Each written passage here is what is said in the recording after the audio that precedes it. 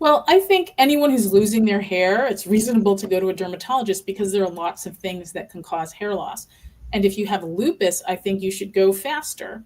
I mean, there are other types of lupus that are more concerning in terms of hair loss, specifically discoid lupus, which is tends to be localized. So in terms of the disease in general for your health, discoid lupus tends to be not as severe as I'm sure you all know, but it's very disfiguring on the skin. Like fewer people who have discoid lupus will get systemic lupus, but they can get scarred up.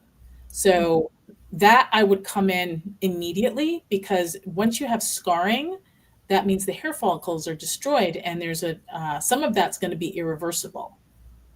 And Mm. I often diagnose that. I mean, I often am the person who tells somebody they have lupus, and commonly it's from that Mm. specifically. And then people sometimes think they have dirty ears. They might have some spots like that on their scalp, and they say they have dirty ears, but it's really scarring and discoloration from discoid lupus.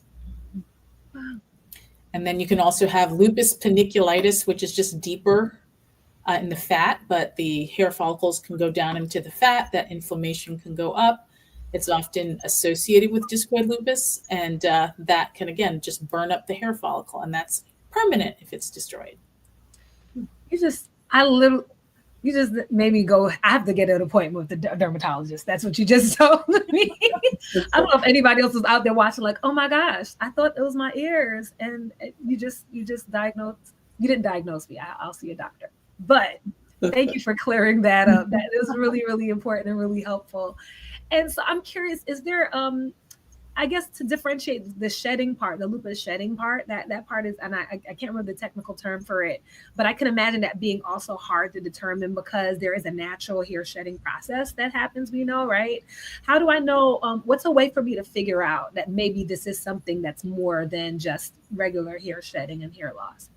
Well, you should notice a difference. I mean, we all lose between 100 and 150 hairs a day, but if you're suddenly losing a lot more, that would be of concern. So, I think someone described earlier, the drain getting clogged, hair on your pillow, hair in your brush.